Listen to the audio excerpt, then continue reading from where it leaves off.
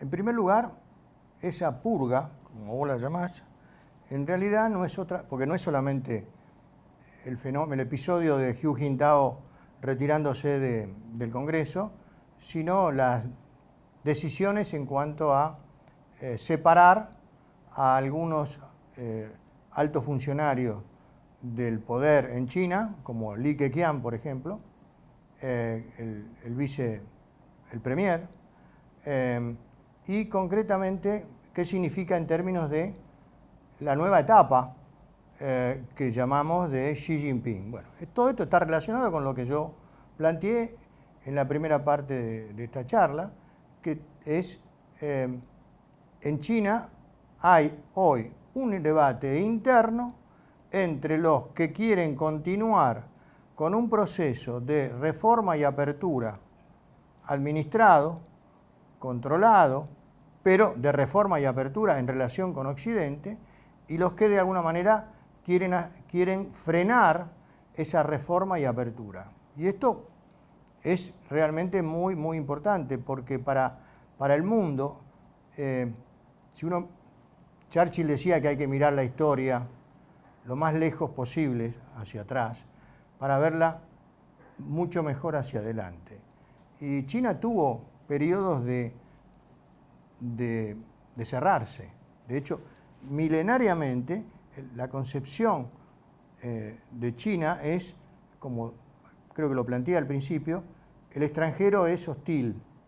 De hecho, las murallas son un factor físico de freno al ingreso de los nómades del norte o los manchú del este. Esas son las murallas. Pero también hubo episodios en China de encerrarse, y el más importante de todos fue en el siglo XV, en plena dinastía Ming.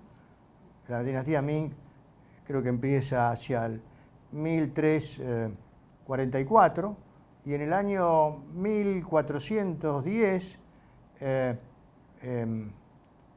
China había desarrollado una industria naviera muy importante con incursiones hacia el mundo más cercano, las islas de Indonesia, Vietnam, Malasia, hasta las costas de África, y el comandante de esta etapa de China hacia el mundo, la primera globalización, estamos hablando antes del descubrimiento de América, estamos hablando antes del ingreso de los portugueses a China, primero a partir de la India y después en Macao, en Cantón, y después la venida de los británicos, los holandeses en Indonesia, etc.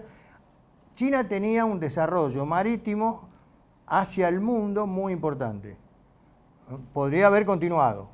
El comandante de estas actividades era Shen He, un eunuco de origen musulmán, y bueno, en algún momento China decide, hacia el 1430-40, destruir lo que se destruyen las naves.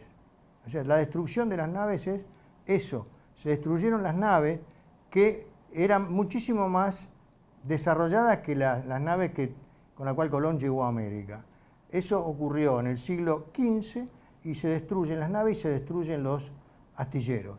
China se concentra en sus problemas internos, fundamentalmente las incursiones de las tribus nómadas del norte, y se encierra. Y bueno, hasta que aparece nuevamente Gran Bretaña, los británicos, que tratan de abrir el negocio de la relación comercial económica con China. En el año 1794, una misión importante que envía el rey Jorge III, la misión Macartney, para tratar de llegar a comerciar con China en forma abierta.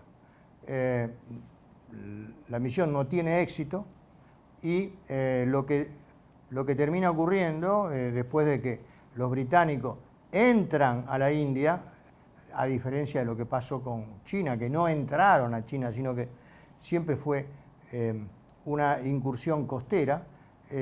Los británicos incorporan el opio y a partir de las guerras del opio logran penetrar en China con el comercio que les interesaba, fundamentalmente la industria de la seda, que es una industria, la primera industria china, que es la primera industria del lujo, la seda, que había empezado 2000 años atrás, y donde los europeos, de alguna manera, seda, porcelana y té eran los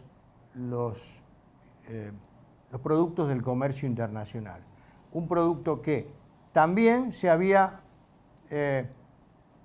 importante decirlo, y tiene que ver con América Latina también, que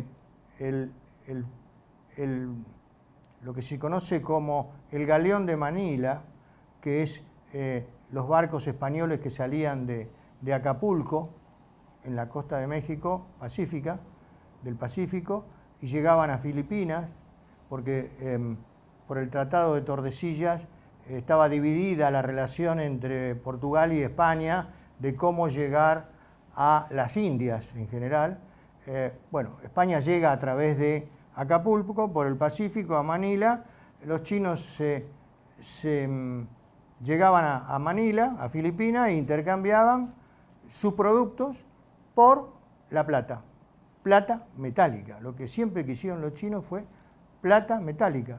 O sea, hay que entender que el camino de la seda siempre fue un camino de un solo lado. Prácticamente, ¿a cambio de qué? Oro o plata. Y esto concretamente hay que mirarlo en la historia porque uno puede plantearse, bueno, ¿y qué pasará en el futuro? O sea, ¿China se va a cerrar? ¿Puede cerrarse?